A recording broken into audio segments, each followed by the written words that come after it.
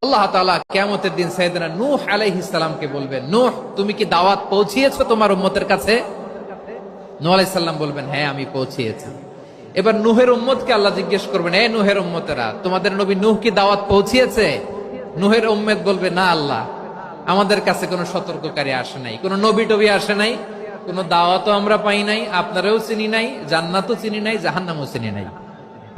নূহ আলাইহিস সালাম বিপদে পড়ে যাবেন। তখন আল্লাহ বলবেন, নূহ তুমি বললা পৌঁছিয়েছো, তোমার উম্মত বলে কিছু পায় নাই। নূহ তোমার কি কোনো সাক্ষী আছে? তোমার কথা আর তোমার উম্মতের কথা তো মিলে না। তুমি বললা তুমি আমার নির্দেশনা দাওয়াত পৌঁছে দিয়েছো, কিন্তু তোমার উম্মত বলে পায় নাই। নূহ তোমার পক্ষে কোনো সাক্ষী আছে? নূহ আলাইহিস সালাম বলবেন, আছে। কে?